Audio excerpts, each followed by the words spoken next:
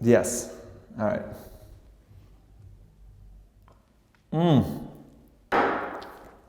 So, welcome to A Drink with James.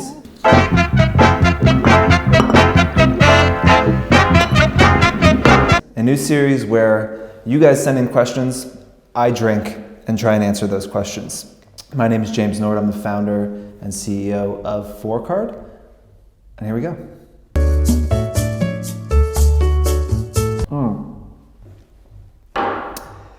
Diversifying your platforms, I would say do it, and do it quickly. I'll talk step back. Okay, so we get this question all the time. Should I be diversifying my platforms? I have a really big Instagram following.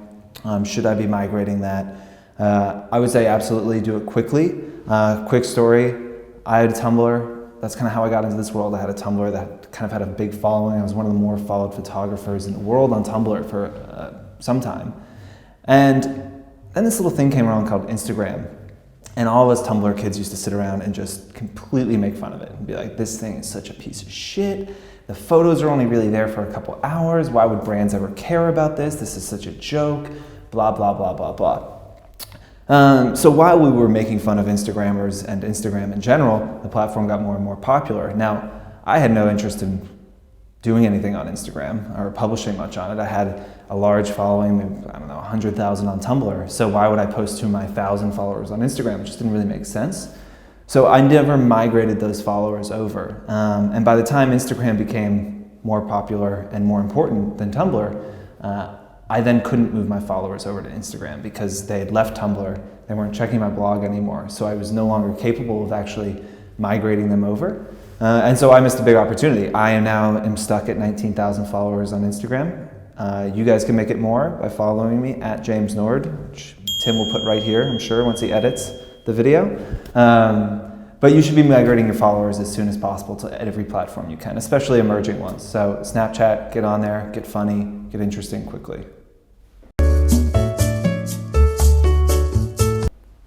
Question number 2, how do I actively reach out and find people? Yeah, so we get this question all the time. Ooh, that's good. Habiki, 12 here. How do I find people? I don't know anyone. I'm from Georgia. I'm from Georgia. This is my story. I'm from Georgia. I moved to New York. I didn't know anyone in New York. I certainly didn't understand how fashion worked. I started just kind of reaching out cold to brands. And there's a few different ways to do it now.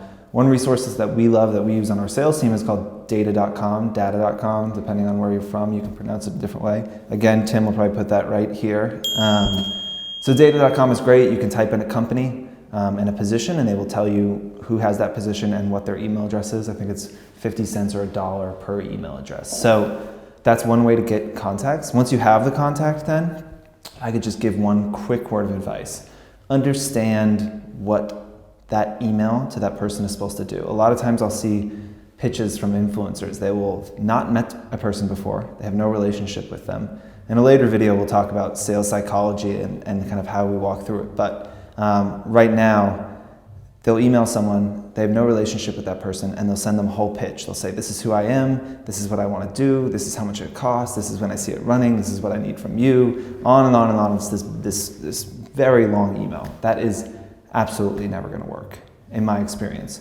What the first email to somebody that doesn't know you is supposed to do is get them to answer that email. That is literally the only thing that email has to do. Get them to answer the email, open up a line of communication. So keep it very brief. Tell them that you're looking for the person in that company who handles influencer relationships. You took a guess. You took a guess that it was them. If it is them, you'd love to jump on the phone for 15 minutes. If you live in the same city as them, offer to buy them lunch, offer to take them out to coffee. Try and get them to do one of two things. Say, yes, I am the right person and I would love to talk to you. Or 2, no, I'm not the right person. I'm forwarding this to Michelle over in PR. She handles influencer relations. Now, Michelle gets that email. She has to answer it. It's from someone else in the company. She can't just flat out ignore it. So again, you're forcing an answer. That is what the email should do. The email should not sell your entire idea that you have. I mean, you can start making money at 1,000 followers, like it is possible. I think, from the data that we have, we'll run millions of dollars of campaigns this year, and we'll pay out multiple millions of dollars to our influencers in 2016, which is really exciting. And so we have a decent view into who's getting paid, how much they're getting paid, and what's kind of happening with the market. I think once you hit 50,000, you have a legitimate business case to be making a decent side income. I think it would be, you could potentially quit your job and do it full time. I don't know that you'd be in the penthouse yet, but like you could do it. Again, using that very simple equation that I said before, which was take your following, divide by 1,000, multiply by 10. You're talking $500 per post, give or take. If you could do, 2 sponsored posts a week, making, $4,000 a month, not bad. So you can charge below that, but I just think that like once you hit 50, you kind of hit this critical mass, things start speeding up, your following should start growing a little bit faster, the numbers are bigger, and brands can kind of value that following a little bit better. One way that I like to think about it, and I like to talk to brands, if you're right in that, like, let's say $40,000 to $60,000 range. I don't really like sports, imagine. But I often say, like, if you have 50,000 followers, I think that's more people than most baseball stadiums in the world, right? So you're talking about filling an entire baseball stadium with people who are potentially interested in the thing that you talked about, fashion, menswear, food, travel, whatever it might be. You fill a stadium with 50,000 people who are interested in that thing. And not only are they interested in that thing, they're interested in your viewpoint on that one thing.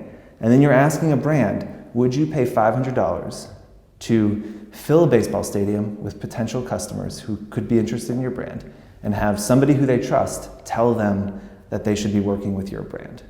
Every brand in the world would pay for that.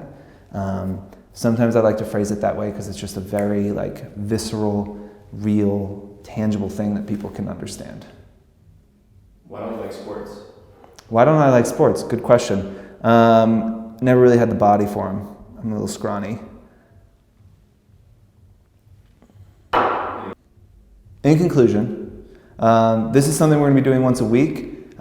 It's only interesting if you guys send questions, if you send things that you're wondering about. So please write in the comments under this or email James at Fohr. Send your questions in. We'll be filming these once a week. I will literally answer anything. Finish your whiskey? Cheers. How